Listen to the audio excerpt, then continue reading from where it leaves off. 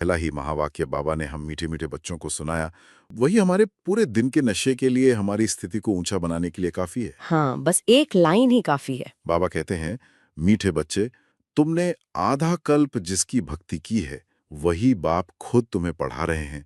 इस पढ़ाई से ही तुम देवी देवता बनते हो। वाह, इस एक लाइन में आप सोचिए तो सही, कितना गहरा रहस्य और कितना बड़ा भाग्य समाया हुआ है। जी। हम सब आत्माओं ने आधा कल्प मतलब पूरे 2500 साल पत्थर पत्थर में, मूर्ति मूर्ति में, इंसान इंसान में भगवान को ढूंढा। कितनी यात्राएं की, कितने शास्त्र पढ़े, कितने व्रत नियम किए, और सब कुछ किस लिए? सिर्फ एक झलक पाने के लिए, सिर्फ एक बार वो मिल जाए बस। और आज इस संगम युग पर वही भगवान, वही परमपिता परमात्मा शिव हमारे शिक्षक बनकर, टीचर बनकर, हाँ, टीचर बनकर हमें पढ़ा रहे हैं, रोज पढ़ाते हैं। ये बात ही जब बुद्धि में आती है तो रोंगटे खड़े हो जाते हैं। ये कोई कल्पना की बात नहीं है, कोई कहानी नहीं है, ये हकीकत है। जी, ये हमारी और आपकी सच्चाई है। वो ज्ञान के सागर स्वयं हमें रोज पढ़ाते हैं। और ये पढ़ाई भी कोई साधारण पढ़ाई नहीं है। स्कूल कॉलेज की पढ़ाई तो वो तो हमें इस जन्म के लिए पेट पालना सिखाती है ना? हाँ, बस इस एक जन्म का गुजारा हो जाए। लेकिन ये पढ़ाई, ये तो ऐसी पढ़ाई है जो हमें 21 जन्मों के लिए विश्व का मालिक बना देती है। वाह, हमें मनुष्य से देवता बना देती है, नर से श्री नारायण और नारी से श्री लक्ष्मी। बिल्कुल सही कहा। भक्ति में तो हम सिर्फ गाते ही तो थे, आप जैसा पावन कोई नहीं, आप जैसा दाता कोई नहीं। जी, सिर्फ महिमा करते थे। हाँ, लेकिन अब ज्ञान में हम स्वयं वो पावनता, वो दिव्यता अपने जीवन में धारण कर रहे हैं। बाबा हमें हमारा भूला हुआ असली स्वरूप याद दिला रहे हैं। हाँ, जो हम थे वही फिर से बना रहे हैं। बिल्कुल, भक्ति मार्ग में हम सिर्फ भक्त थे, पुजारी थे, याचक थे, मांगते ही रहते थे, हमेशा भिखारी बनकर ही गए उनके दर पर। जी। लेकिन अब ज्ञान मार्ग में हम पूज्य बनने की पढ़ाई पढ़ रहे हैं। वाह, ये कितना बड़ा सौभाग्य है कि जिस परमात्मा के आगे हम सिर झुकाते थे, आज वो हमें अपने सर का ताज बना रहे हैं। सही कहा। ये नशा तो हमें सारा दिन रहना चाहिए कि हमारा टीचर कौन है। कौन पढ़ा रहे हमें? स्वयं भगवान। जी, और इसी पढ़ाई और याद की यात्रा से जुड़ा हुआ आज मुरली में एक बहुत ही प्यारा प्रश्न पूछा गया। जी, प्रश्न भी बहुत सुंदर था। प्रश्न था, योग बल के लिफ्ट की कमाल क्या है? ये प्रश्न ही इतना सुंदर है, जैसे कोई बच्चा अपने बाबा से पूछ रहा हो। और बाबा का उत्तर तो सचमुच जैसे गागर में सागर है। हाँ, बिल्कुल। बाबा ने बहुत ही प्यार से समझाया। बाबा कहते हैं, तुम बच्चे योग बल की लिफ्ट से सेकंड में ऊपर चढ़ जाते हो, अर्थात सेकंड में जीवन मुक्ति का वर्षा तुम्हें मिल जाता है। सेकंड में? हाँ, और फिर बाबा आगे कहते हैं, तुम जानते हो सीढ़ी उतरने में 5000 वर्ष लगे और चढ़ते हैं 1 सेकंड में। यही है योग बल की कमाल। बाप की याद से सब पाप कट जाते हैं, आत्मा सतो प्रधान बन जाती है। वाह, कितना अद्भुत रहस्य है। बाबा हमें वो 84 जन्मों की सीढ़ी का चित्र याद दिलाते हैं। जी, सतयुग में हम संपूर्ण सतो प्रधान थे, जी, 16 कला संपूर्ण, हर गुण से भरपूर। बिल्कुल। फिर त्रेता में 2 कलाएं कम हुई, हम्म, द्वापर में और कम हुई, और कलयुग के अंत तक आते आते हम आत्माएं बिल्कुल तमो प्रधान, कलाहीन बन गई। बिल्कुल जीरो हो गई। हाँ, इस पूरी यात्रा में, इस सीढ़ी को उतरने में हमें 5000 वर्ष लग गए। एक एक जन्म लेते लेते धीरे धीरे हमारी शक्ति खत्म होती गई। जी हाँ, और सोचिए उतरना कितना धीरे धीरे हुआ। एक जन्म, फिर दूसरा जन्म, जन्म बर जन्म हमारी शक्तियां क्षीण होती गईं, आत्मा पर विकर्मों का बोझ चढ़ता गया। परत दर परत। हाँ, परत दर परत मैल चढ़ती गई। लेकिन चढ़ने की विधि देखिए। बाबा कहते हैं चढ़ने में 5000 वर्ष नहीं लगते, नहीं, चढ़ने में सिर्फ 1 सेकंड लगता है। 1 सेकंड। ये है योग बल की लिफ्ट। जैसे कोई बहुत ऊंची बिल्डिंग हो, मान लीजिए 100 मंजिल की, अगर कोई सीढ़ियों से चढ़े तो हालत खराब हो जाएगी। हाँ, कितना समय लगेगा, कितनी मेहनत लगेगी, थककर चूर हो जाएगा। लेकिन अगर वो लिफ्ट में बैठ जाए, बटन दबाए, तो कुछ ही मिनटों में या शायद सेकंडों में वो टॉप फ्लोर पर पहुंच जाएगा। बिल्कुल यही उदाहरण बाबा हमें देते हैं। बाबा की याद, शिव बाबा की स्मृति, यही वो शक्तिशाली लिफ्ट है। जी, जैसे ही हम बुद्धि से बाबा से जुड़ते हैं, मैं आत्मा बाबा की संतान, बस इसी एक संकल्प से हम 84 जन्मों के पापों के बोझ से हल्के होकर 1 सेकंड में जीवन मुक्ति का अनुभव करने लगते हैं। सारे पाप भस्म हो जाते हैं। हाँ, और आत्मा फिर से सतो प्रधान बनने लगती है। यही बाबा की याद की, योग बल की सबसे बड़ी कमाल है। और ये अनुभव हम सभी करते भी हैं ना। रोज करते हैं। दिन भर की दुनियावी बातों से, समस्याओं से, देह अभिमान से जब मन भारी हो जाता है और हम बस 1 मिनट के लिए भी रुककर बाबा को दिल से याद करते हैं, हाँ, दिल से। तो कैसे सेकंड में सारा बोझ उतर जाता है। हाँ। आत्मा एकदम हल्की, शांत और शक्तिशाली महसूस करने लगती है। ये रोजमर्रा के जीवन में अनुभव करने वाली बात है। बाबा ने हमें सबसे सहज रास्ता दिया है ऊंचा उठने का। जी। चलिए अब आज बाबा ने जो और गहरे ज्ञान रत्न हमें दिए हैं उन पर विस्तार से मंथन करते हैं। जी। बाबा ने सबसे पहले भक्ति और ज्ञान का अंतर बहुत ही स्पष्ट रूप से समझाया। हाँ। बाबा कहते हैं कि इस समय मनुष्य भक्ति के सागर है। भक्ति में जो बहुत तीखा होता है, बहुत पूजा पाठ करता है, उसे समाज में बहुत मान मिलता है। लेकिन बाबा सच्चाई बताते हैं कि कलयुग में भक्ति का अर्थ ही है दुख, क्योंकि वहां मिलना नहीं होता। मिलना नहीं होता, सिर्फ पुकारना होता है, भटकना होता है। बिल्कुल। बाबा कहते हैं सतयुग में ज्ञान का सुख है। वहां ज्ञान स्वरूप में होता है, जीवन में होता है। जी। वहां किसी को पुकारने की जरूरत नहीं, क्योंकि वो स्वयं सर्वगुण संपन्न है, देवता है। भक्ति मार्ग में तो यात्राएं हैं, शास्त्र पढ़ना है, ये सब भगवान से मिलने के उपाय हैं। लेकिन बाबा इसे अंधश्रद्धा कहते हैं। Blind faith. हाँ, ब्लाइंड फेथ। क्यों? क्योंकि हम जिनकी पूजा कर रहे हैं, जिनकी भक्ति कर रहे हैं, उनकी जीवन कहानी को ही नहीं जानते। ये बहुत बड़ी बात है। बाबा ने लक्ष्मी जी का कितना सुंदर उदाहरण दिया। जी। भारत में घर घर में लक्ष्मी की पूजा होती है, विशेषकर दीपावली पर। उनसे धन वैभव मांगते हैं। लेकिन अगर किसी पुजारी से या भक्त से पूछें कि लक्ष्मी जी ने कब से कब तक राज्य किया, कोई नहीं बता पाएगा। उनके राज्य की विशेषताएं क्या थीं? तो कोई नहीं बता पाएगा। बस इतना कहेंगे कि वो सतयुग की महारानी थीं। बस इसी को बाबा ब्लाइंड फेथ कहते हैं। हम देवी देवताओं के चित्र रखते हैं, उनकी महिमा गाते हैं, लेकिन वो कब थे, कैसे थे, उनका चरित्र क्या था, ये कुछ नहीं जानते। जी हाँ। और अब ज्ञान मार्ग में देखिए, सब कुछ कितना स्पष्ट है, कितना लॉजिकल है। बिल्कुल शीशे की तरह साफ। हाँ, बाबा हमें बताते हैं कि हम आत्माएं ही सतयुग में लक्ष्मी नारायण के रूप में राज्य करती थीं। हम ही विश्व के मालिक थे। हम ही थे। और अब इस संगम युग पर बाबा की पढ़ाई पढ़कर हम फिर से वही लक्ष्मी नारायण बन रहे हैं, पुरुषार्थ कर रहे हैं। जी। अब हम सिर्फ पूजा नहीं कर रहे, हम पूज्य बनने की विधि को समझ रहे हैं और उस पर चल रहे हैं। ये है ज्ञान की रोशनी जो हर अंधकार को, हर संशय को मिटा देती है। इसके बाद बाबा ने ये भी समझाया कि वो इस सृष्टि पर कब और कैसे आते हैं। ये बहुत ही प्यारा रहस्य है। बहुत प्यारा। बाबा कहते हैं, जब तुम सब बच्चे पतित बन जाते हो, दुखी होकर मुझे पुकारते हो, तब मैं आता हूँ। बाबा सतयुग या त्रेता में नहीं आते, क्योंकि वहां सब सुखी होते हैं, पावन होते हैं। वहां कोई बाबा को याद ही नहीं करता, जरूरत ही नहीं है। वहां तो सब प्रारब्ध भोग रहे होते हैं, सुखी सुख। सोचिए, पुकार कब शुरू होती है? द्वापर से, जब रावण राज्य शुरू होता है, जब आत्माएं विकारों के वश होकर दुख का अनुभव करने लगती हैं, तब धीरे धीरे भक्ति शुरू होती है और कलयुग के अंत तक आते आते ये पुकार चरम पर पहुंच जाती है। हे पतित पावन आओ, आकर हमें पावन बनाओ। दुख हरता सुख करता आओ। जी। और बाबा जो करुणा के सागर हैं, वो हम बच्चों की पुकार सुनते हैं, ड्रामा अनुसार अपने नियत समय पर आते हैं। और देखिए बाबा का त्याग, वो परम धाम से जो शांति का, पवित्रता का सागर है, अपना घर छोड़कर, हाँ, अपना घर छोड़कर इस पतित दुनिया में आते हैं। और सिर्फ पतित दुनिया में नहीं, बल्कि एक साधारण पतित तन का आधार लेकर आते हैं। ब्रह्मा बाबा के तन में प्रवेश करते हैं ताकि हम बच्चों को पढ़ा सकें। कितना बड़ा त्याग है। ज्ञान की सागर, शांति के सागर, आनंद के सागर को हमारे लिए इस रावण राज्य में, इस कांटों के जंगल में आना पड़ता है। ये बात जब भी सोचते हैं तो बाबा के प्रति प्यार और सम्मान से आत्मा बढ़ जाती है। ये बाबा का हम बच्चों के प्रति अथाह, बेहद का प्यार है। वो हमें दुखी और पतित नहीं देख सकते, इसलिए वो ड्रामा के प्लान अनुसार संगम युग पर आकर हमें फिर से पावन बनाकर सुख धाम, अपने घर और अपने राज्य का मालिक बनाते हैं। महिमा परंपार है बाबा की। जी। आज बाबा ने सृष्टि चक्र और झाड़ का रहस्य भी बहुत सुंदर रीति से समझाया। हाँ, वो झाड़ का चित्र सामने आ जाता है। जी। बाबा कहते हैं कि ये जो हमारा देवी देवता धर्म है, यही इस सृष्टि रूपी झाड़ का फाउंडेशन है। सबसे मुख्य जड़ यही है। फिर द्वापर से बाकी धर्मों की टहनियां या ट्यूब्स निकलती हैं। जी। और बाबा ने ये भी बताया है कि कैसे फाउंडेशन की फिर से स्थापना होती है। कैसे? एक ब्रह्मा द्वारा बाबा ब्राह्मण कुल की स्थापना करते हैं।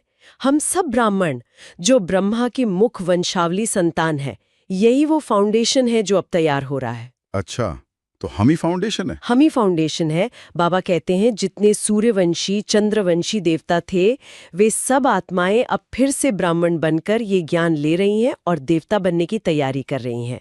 ये ज्ञान कितना लॉजिकल और स्पष्ट है। जी। हम साफ साफ समझ सकते हैं कि कैसे भारत जो सतो प्रधान था, वो 84 जन्मों के चक्र में घूमकर तमो प्रधान बना और अब संगम युग पर फिर से सतो प्रधान बन रहा है। आज की मुरली में एक बहुत ही प्यारी बात थी। जी। बाबा ने अपने कई रूप याद दिलाए। बाबा कहते हैं, मैं तुम्हारा बाप भी हूँ, टीचर भी, सदगुरु भी, लेकिन साथ ही साथ मैं जादूगर भी हूँ, सौदागर भी, रत्नागर भी, और धोबी भी। हाँ, धोबी भी हूँ और वकील भी। वाह, ये सुनकर कितना प्यार आता है बाबा पर। हर रूप में, हर एक रूप में गहरा आध्यात्मिक रहस्य छिपा है। जी बिल्कुल। बाबा जादूगर हैं क्योंकि वो 1 सेकंड में हमें पतित से पावन बना देते हैं। 1 सेकंड में? हाँ, दुनिया का कोई जादूगर ऐसा जादू नहीं दिखा सकता जो कौड़ी जैसे मनुष्य को हीरे जैसा देवता बना दे। वो हमारे स्वभाव संस्कार को ऐसे बदल देते हैं जैसे कोई जादू की छड़ी घुमा दी हो। और सौदागर भी कितने कमाल के हैं। हाँ, सौदागर तो हैं ही। वो हमसे क्या लेते हैं? हमारे 5 विकार, काम, क्रोध, लोभ, मोह, अहंकार, जो कौड़ी के समान है, जिन्होंने हमें सिर्फ दुख दिया है। कूड़ा कचरा। हाँ, कूड़ा कचरा। और बदले में क्या देते हैं? 21 जन्मों का स्वर्ग का राज्य, विश्व की बादशाही। वाह। ऐसा फायदे का सौदा पूरी दुनिया में कोई नहीं कर सकता। बाबा कहते हैं, बच्चे ये पुराने चप्पल मुझे दे दो और मैं तुम्हें स्वर्ग का राज्य देता हूँ। जी, और धोबी भी है। हम आत्माओं पर जन्म जन्म की जो विकर्मों की मैल चढ़ी हुई है, जी। उसे योग की शक्ति से धोकर एकदम साफ स्वच्छ बना देते हैं। सुनार भी हैं क्योंकि आत्मा रूपी सोने में जो विकारों की खाद पड़ी है, उसे योग अग्नि में डालकर शुद्ध 24 कैरेट सोना बना देते हैं। वाह। और वकील भी हैं क्योंकि हम सब आत्माएं 5 विकारों रूपी रावण की जेल में आधी सदी से फंसी हुई थीं। हाँ बिल्कुल। बाबा आकर हमें उस जेल से छुड़ाते हैं, हमें मुक्ति और जीवन मुक्ति का वर्षा दिलाते हैं। बिल्कुल, इसीलिए तो सारी दुनिया उन्हें पुकारती है, हे पतित पावन, हे लिबरेटर। जी। आज बाबा ने इन सभी रूपों का अर्थ हमें बहुत प्यार से समझाया। हर रूप में हमारा और बाबा का एक मीठा संबंध छिपा है। जी, और आज की मुरली का जो सबसे महत्वपूर्ण सार था, मतलब जो पुरुषार्थ का आधार है, वो था पवित्रता। हाँ। बाबा ने इस पर बहुत बहुत जोर दिया है। बाबा के महावाक्य हैं, काम को जीतो तो जगत जीत बनेंगे। बाबा कहते हैं मुख्य विकार यही है जिसने आत्मा को सबसे ज्यादा गिराया है, सबसे ज्यादा दुखी किया है। जी, बाबा हमें आज्ञा देते हैं, बचे 63 जन्म तो तुम विकार में गए, अब ये तुम्हारा अंतिम जन्म है, इसमें पवित्र बनो। ये बाबा का हम बच्चों से एक संकल्प है, एक व्रत है, क्योंकि स्वर्ग निर्विकारी दुनिया है, संपूर्ण पावन दुनिया। वहां जाने के लिए हमें यहाँ संगम युग पर ही संपूर्ण निर्विकारी बनना पड़ेगा। ये क्वालिफिकेशन है स्वर्ग में जाने की। बिल्कुल। और बाबा ये भी जानते हैं कि ये आसान नहीं है। बाबा ने मुरली में कहा कि इसमें मुश्किलें आएंगी, खासकर अबलाओं पर, माताओं पर बहुत अत्याचार होंगे, लेकिन बाबा कहते हैं ये सब भी ड्रामा में नूंद है। हमें घबराना नहीं है, हमें सिर्फ श्रीमत पर चलना है। अगर हम बाबा की श्रीमत पर चलेंगे तो बाबा हमारी रक्षा करेंगे और हमें इस अंतिम परीक्षा में पास करा देंगे। पवित्रता ही हमारे पारस बुद्धि बनने का मुख्य आधार है। और इसी पुरुषार्थ का यादगार भी बाबा ने हमें याद दिलाया, देलवाड़ा मंदिर का यादगार। हाँ, आबू का देलवाड़ा मंदिर। बाबा कहते हैं वो हमारे इस चैतन्य पुरुषार्थ का जड़ यादगार है। हम अभी जो यहाँ आबू की धरती पर तपस्या करके लक्ष्मी नारायण बन रहे हैं, राइट, जो हम अभी कर रहे हैं, हाँ, उसी का यादगार वहाँ मंदिर के रूप में बना हुआ है। वो हमारे तपस्वी स्वरूप का यादगार है। इसीलिए बाबा ने आबू को सर्व तीर्थों का मुख्य तीर्थ कहा, क्योंकि दुनिया के बाकी सब तीर्थ भक्ति मार्ग के हैं, लेकिन आबू वो स्थान है जहाँ स्वयं बाप आकर सभी धर्मों की आत्माओं की सद्गति करते हैं। यहीं से रास्ता खुलता है, यहीं से हम शांतिधाम और फिर सुखधाम जाते हैं। वो जड़ यादगार है और हम इस समय चैतन्य में वो पुरुषार्थ कर रहे हैं। जब हम देवता बन जाएंगे तो ये मंदिर आदि सब खत्म हो जाएंगे और फिर भक्ति मार्ग में हमारे यादगार बनेंगे। ये चक्कर कितना अद्भुत है। जी, आज की मुरली का हर एक पॉइंट इतना गहरा और प्रेरणा देने वाला है। चलिए अब हम धारणा के मुख्य सार पर मंथन करते हैं। जी। बाबा ने हमें आज की शिक्षाओं से जीवन में धारण करने के लिए 2 मुख्य बिंदु दिए हैं। पहला है, जगत का मालिक बनना, विश्व की बादशाही लेने के लिए मुख्य काम विकार पर जीत पानी है, संपूर्ण निर्विकारी जरूर बनना है। ये बहुत ही शक्तिशाली धारणा है। बाबा हमें हमारा लक्ष्य याद दिला रहे हैं। हमारा लक्ष्य कोई छोटा मोटा पद पाना नहीं है, कोई मैनेजर या सीईओ बनना नहीं है। नहीं, बल्कि जगत का मालिक बनना है, विश्व की बादशाही लेना है। और इस सर्वोच्च लक्ष्य को पाने के लिए जो मुख्य शक्ति चाहिए वो है पवित्रता की शक्ति। बाबा ने कहा है जरूर बनना है, इसमें कोई ऑप्शन नहीं है। हमें अपनी कर्मेंद्रियों पर, विशेषकर काम विकार पर संपूर्ण जीत पानी होगी। ये फाउंडेशन है। जी, ये हमारे पुरुषार्थ का फाउंडेशन है। हमें अपने हर संकल्प में, हर बोल में और हर कर्म में पवित्रता की धारणा को इतना पक्का करना है कि वो हमारा सहज स्वभाव बन जाए। बिल्कुल। और दूसरी धारणा बाबा ने सेवा से जुड़ी हुई दी है। जी, सेवा के लिए। बाबा कहते हैं, जैसे हमें बाप मिला है, ऐसे सबको बाप से मिलाने की कोशिश करनी है, बाप की सही पहचान देनी है, सच्ची सच्ची यात्रा सिखलानी है। ये हम सभी बच्चों का सबसे बड़ा कर्तव्य है ना? सबसे बड़ा कर्तव्य। जो अमूल्य खजाना, जो परमपिता परमात्मा का परिचय हमें मिला है, उसे सिर्फ अपने तक नहीं रखना है। नहीं। दुनिया में आज करोड़ों आत्माएं दुखी हैं, अशांत है, भगवान को ढूंढ रही हैं। उन्हें बाप का सही परिचय देना ये सबसे बड़ी सेवा है। और सच्ची यात्रा सिखानी है। हाँ, उन्हें बताना है कि सच्ची यात्रा कोई पहाड़ों पर या तीर्थों पर जाने की नहीं है। सच्ची यात्रा है रूहानी यात्रा, अपनी आत्मा को देह से न्यारा समझकर एक बाप शिव को याद करने की यात्रा। यही तो सच्ची अमरनाथ की यात्रा है। जी, जो हमें अमर लोक का मालिक बनाती है। बहुत सुंदर। तो एक तरफ स्वयं के पुरुषार्थ के लिए पवित्रता की धारणा, और दूसरी तरफ विश्व सेवा के लिए बाप का परिचय देने का उमंग उत्साह। इन दोनों धारणाओं से हम अपने जीवन को श्रेष्ठ बना सकते हैं। जी, बिल्कुल। और आज बाबा का हम बच्चों के लिए जो वरदान है वो भी इन्हीं धारणाओं को और पक्का करता है। अच्छा। आज का वरदान है, गम की दुनिया सामने होते हुए भी बेगमपुर की बादशाही का अनुभव करने वाले अष्ट शक्ति स्वरूप भव। वाह, कितना शक्तिशाली और समय के अनुसार यथार्थ वरदान है। जी। बाबा कह रहे हैं कि ये दुनिया गम की दुनिया है। चारों तरफ देखो तो दुख, अशांति, बीमारियां, समस्याएं ही समस्याएं हैं। यही सब तो सुनने में आता है। हाँ, ये सब हमारे सामने होते हुए भी हमें इसके प्रभाव में नहीं आना है। हमें अपने मन बुद्धि से बेगमपुर यानी बिना गम की दुनिया के बादशाह बन के रहना है। बिल्कुल, ये एक बहुत ऊंची स्थिति है। बाहर भले कलयुग हो, चाहे कुछ भी हो रहा हो। हाँ, लेकिन हमारे अंदर, हमारी आत्मा में संगम युग की बादशाही का नशा और खुशी कायम रहे। और ये अवस्था तभी आ सकती है जब हम अष्ट शक्तियों से संपन्न हो। हाँ। सहन करने की शक्ति, समाने की शक्ति, सामना करने की शक्ति, परखने की शक्ति।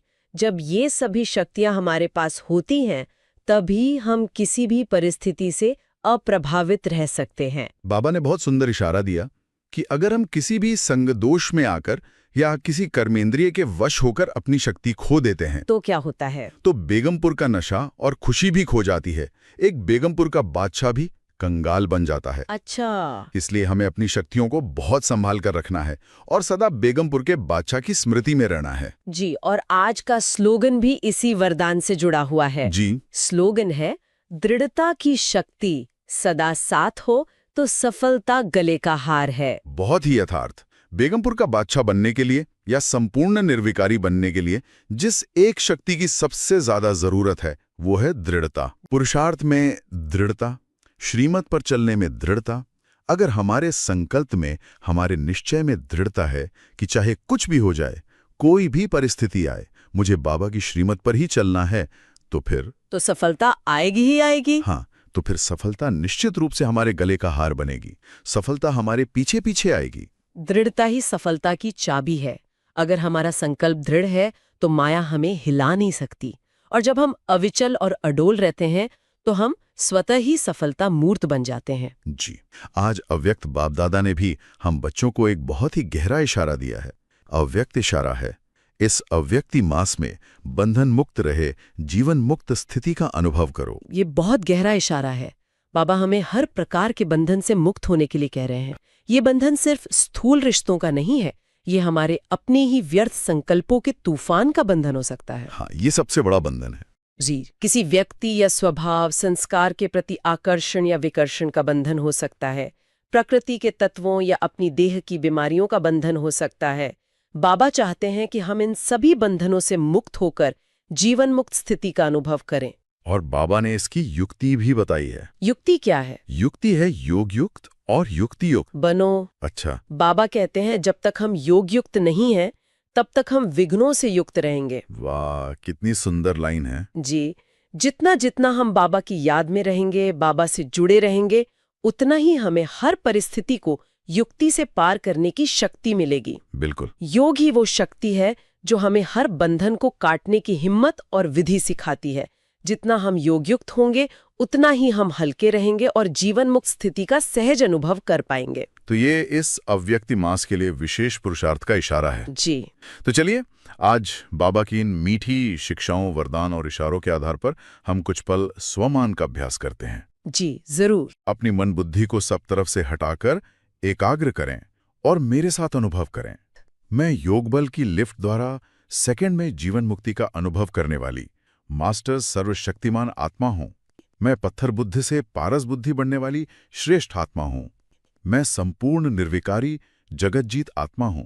मैं बेगमपुर की बादशाह अष्टशक्ति स्वरूप आत्मा हूं।